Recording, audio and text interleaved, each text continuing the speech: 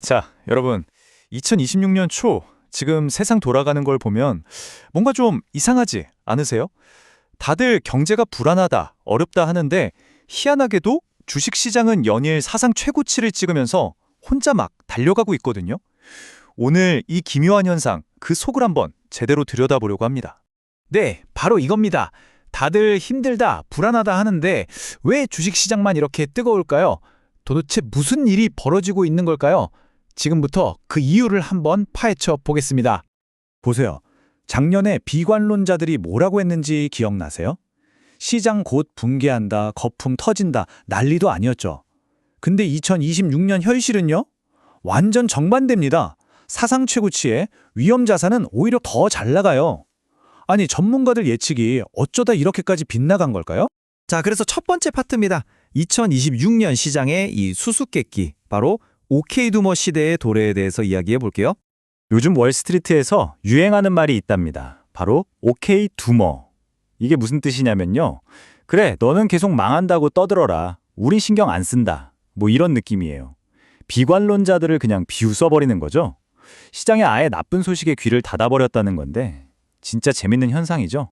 그럼 다음으로 넘어가서 이른바 테플론 코팅 시장에 대해 알아보겠습니다. 왜 악재가 시장에 전혀 달라붙지를 못하는 걸까요? 지금 우리가 보고 있는 이 현상을 딱 설명하는 용어가 바로 멜트업입니다. 그러니까 경제 펀더멘털, 기업 실적 이런 것보다 가지야 하는 투자자들의 심리가 막 몰리면서 자산 가격이 폭등하는 걸 말해요. 이 테플론 효과, 실제로 어떤 일이 있었는지 한번 볼까요?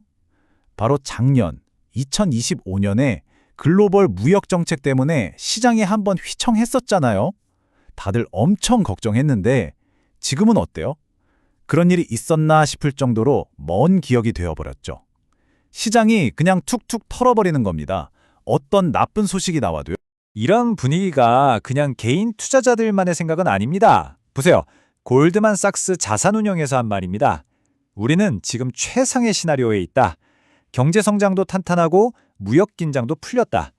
세계 최대 금융기관에서 이렇게 보고 있다는 건 이 낙관론에 상당한 무게가 실린다는 뜻이겠죠. 자, 그럼 S&P 8000 예측. 도대체 시장이 어디까지 갈 수 있다고 보는 걸까요? 지금부터 나오는 예측들은 정말 대담합니다. 이런저런 논쟁이 뜨거운 와중에 세계에서 가장 큰 은행 중 하나가 정말 놀라운 전망을 내놓습니다. 바로 이 숫자입니다. 8,000. 도이체벙크가 2026년 말 S&P 500 지수가 여기까지 갈 거라고 본 거죠. 8,000. 이게 어느 정도냐면요. 현재 지수가 6,845거든요. 여기서 무려 17%를 더 올라가야 하는 수치입니다. 와, 정말 대단한 예측 아닌가요? 아니, 도대체 뭘 믿고 이렇게까지 오를 거라고 보는 걸까요? 이 비상식적인 시장 뒤에는 숨겨진 엔진이 있습니다. 지금부터 그 비밀을 한번 파헤쳐 보겠습니다. 핵심은 이겁니다. 시장을 보는 룰 자체가 바뀌었다는 거예요. 옛날에는 어땠어요? 당연히 기업 실적, 펀더멘털 이런 걸 봤죠. 근데 이 새로운 시장의 논리는 다릅니다. 이제는 정부랑 중앙은행이 돈을 얼마나 푸느냐, 이 돈의 양이 모든 걸 결정한다는 겁니다. 이 상황을 설명하는 경제학 용어가 바로 도덕적 해이입니다. 좀 어려운 말 같지만 간단해요. 투자자들이 위험한 곳에 뛰어들면서도 에이, 괜찮아, 문제 생기면 정부가 구해주겠지 라고 생각하는 거예요. 어차피 손실은 다른 사람이 막아줄 거라 믿고 더 과감해지는 거죠. 투자자들이 왜 이렇게 생각하게 됐을까요? 지난 10년, 20년을 돌아보면 답이 나옵니다. 자, 보세요. 위기가 터져요. 그럼 어김없이 정부랑 중앙은행이 돈을 풀어서 막아주죠. 그럼 시장은 다시 살아나고 오히려 더 올라가요. 이 패턴이 몇 번이나 반복되니까 투자자들 머릿속에 공식 하나가 딱 박힌 겁니다. 아, 정부에 맞서지 마라. 돈의 힘을 거스르지 마라. 파이낸셜 타임즈의 이 한마디가 상황을 정확히 꿰뚫고 있어요. 이게 도덕적 해일 수는 있다. 하지만 투자자 입장에서는 완벽하게 합리적인 반응이다. 그렇죠. 욕할 수는 있어도 투자자 입장에서는 이게 가장 이성적인 행동이라는 겁니다. 그리고 2026년, 지금도 이 안전망은 아주 튼튼합니다. 연준은 여전히 금리를 내리고 있고요. 정부는 계속해서 돈을 쓰고 있죠. 심지어 나중에는 소비자들한테 세금 환급까지 해줄 수 있다는 이야기도 나와요. 이러니 시장이 뭘 믿고 올라가겠어요? 바로 이겁니다. 자, 그럼 이제 마지막으로 우리 같은 투자자들의 딜레마에 대해 이야기해 봅시다.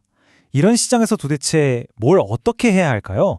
결론은 사실 좀 불편할 수 있습니다. 많은 사람들이 이렇게 생각한다는 거예요. 한쪽에는 연준, 다른 한쪽에는 미국 정부가 버티고 있는데 이 둘이 합쳐서 밀어붙이는 거대한 힘에 맞서 싸우는 건 그냥 무모한 짓이다. 그래서 2026년을 살아가는 우리 앞에 놓인 선택지는 딱 두 가지인 것 같습니다. 이 미친 시장을 밖에서 구경하면서 저거 거품이야, 곧 망할 거야 라고 불평만 할 것인가? 아니면 위험을 알면서도 이 멜트업이라는 파도에 올라탈 것인가? 그래서 마지막으로 여러분께 이 질문을 던지고 싶습니다. 지금 우리가 보고 있는 이 현상, 과연 터지기 일보 직전인 위험한 거품일까요? 아니면 이제는 정부가 시장을 지켜주는 게 당연한 투자의 패러다임이 완전히 바뀐 새로운 현실의 시작일까요? 이 질문에 대한 답은 아마 우리 각자가 내려야 할 겁니다.